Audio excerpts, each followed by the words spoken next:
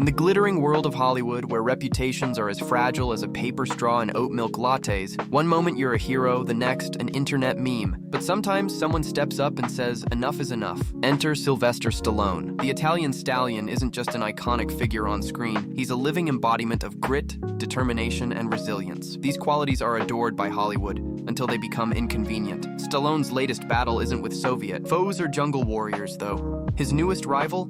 Late-night provocateur Jimmy Kimmel. What started as a small squabble has snowballed into a drama that sheds light on shifting power dynamics, fading trust in mainstream media, and a growing thirst for authenticity in entertainment. And of course, Donald Trump had to get involved. Let's break down this wild story. It is my honor to announce Jon Voight, Mel Gibson, and Sylvester Stallone to be special ambassadors to a great but very troubled place, Hollywood, California. Wow. Braveheart Rambo and the Midnight Cowboy. He summoned the three horsemen of the apocalypto to save us. Before we dive deeper, make sure to like and subscribe to the channel to stay in the loop with the latest Hollywood buzz. Now, imagine this. Sylvester Stallone, the man who made us cheer for the underdog, was about to appear on Jimmy Kimmel Live to promote his latest ventures, The Family Stallone, a reality TV show blending sitcom charm and motivational moments, and Tulsa King, where Stallone plays a mob boss with unexpected heart. Fans were hyped. A Hollywood legend and a late-night star coming together promised an unforgettable conversation. But in Hollywood, lighthearted moments don't always stay that way. Somewhere between scheduling and the actual interview, Kimmel reportedly decided to stir the pot. He threw a jab at Stallone during a previous episode, cracking jokes about the Rocky sequels lasting longer than the Fast and Furious franchise. They will serve as special envoys to me for the purpose of bringing Hollywood, which has lost much business over the last few years, to foreign countries back bigger, better, and stronger than ever before.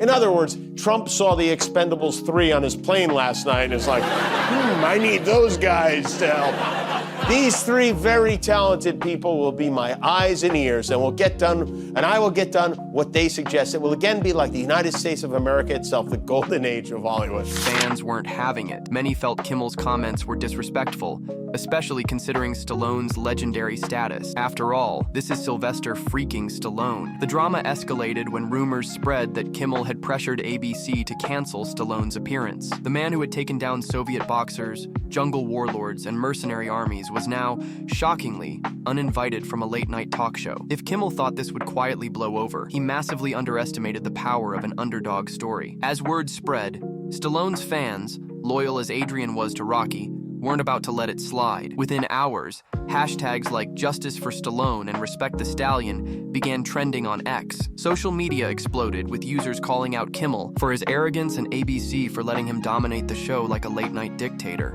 When I did Rocky, if you remember, the first image was a picture of Jesus, and it says Resurrection AC Club. I found a church that had been converted to a boxing ring. So the image pans down from Jesus onto Rocky being hit. And at that moment, he was the chosen person, and that's how I began the journey. Something was gonna happen. This man was gonna go through a metamorphosis and change lives, just like President Trump. And I'll just say this, and I mean it. When George Washington defended his country, he had no idea that he was going to change the world.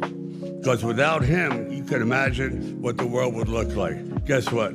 We got the second George Washington. Congratulations! I guess those punches Rocky took to the head were real after all.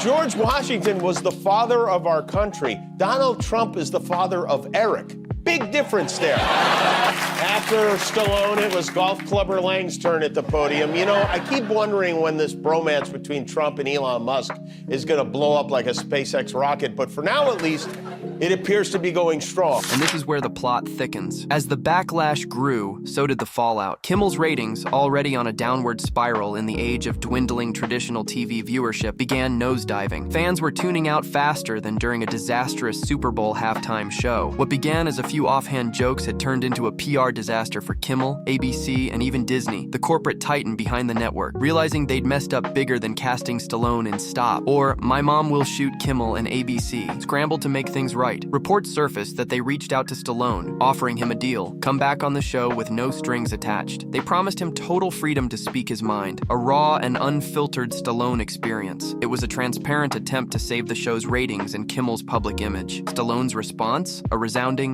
no. Not today, not tomorrow, and certainly not ever. Staying true to his principles, Stallone sent a powerful message. Respect isn't something you can buy, and he wasn't about to be part of someone else's PR game. Can you blame him? Stallone has spent decades standing up to bullies on and off screen. Why would he back down now? His refusal wasn't just personal. It was a statement to Hollywood that authenticity and respect matter more than airtime. And just when you thought it couldn't get any crazier, former President Donald Trump decided to dive into the chaos. The talk show hosts, are they great, or do we need to make them great again and kind of go one by one here? Oh, he's So, terrible. great or great again, Jimmy Kimmel? Well, he's not, he's not. First of all, they all have bad ratings. The one that's the most successful is Greg. Is who? Greg Gutfeld. Jimmy Kimmel, we got to make him great Well, again. Jimmy Kimmel's a loser. Look, we would do Jimmy Kimmel. I'd do Jimmy Kimmel. I did him a lot. Maybe confusing me with Stormy Daniels, I don't know. He used to greet me on the sidewalk outside of his studio. I'd come in. This was before politics, of course. At a rally, Trump announced he was appointing Stallone as the Special Envoy of Resilience. What does that even mean? Honestly, who knows, but it sounded impressive. Stallone's a great guy, folks, Trump said in his usual style. He's tough, he's a fighter, and we need more Stallones in this country. The internet went wild, as expected, but Stallone stayed silent, likely knowing that jumping into a political firestorm would only add fuel to the fire. Meanwhile, Kimmel saw a chance to get back in the game, this time not by taking shots at Stallone, but at Trump. On his next show, Kimmel joked that Stallone's new role was Secretary of Punching Communists in the Face, and cracked a few lines about Stallone joining The Apprentice for a new season. The audience laughed, but Stallone's fans, already enraged, weren't having it. The backlash was swift, and the hashtags were back, stronger than ever. This entire saga has exposed deeper cracks in the world of late-night TV.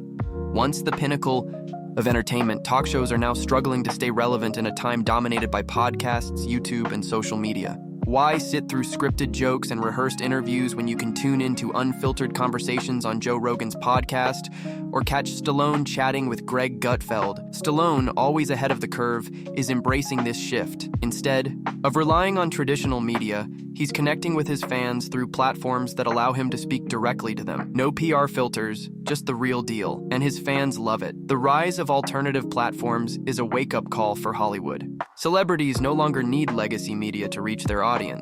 They can bypass the gatekeepers and speak directly to their followers. For Kimmel, this shift is a challenge. For Stallone, it's an opportunity. In the end, Stallone didn't need to throw a single punch to win. His refusal to conform to Hollywood's games only solidified his legacy, not just as an icon, but as a man of principle. By rejecting Kimmel's offer, Stallone sent a powerful message. Authenticity and respect are worth more than any airtime.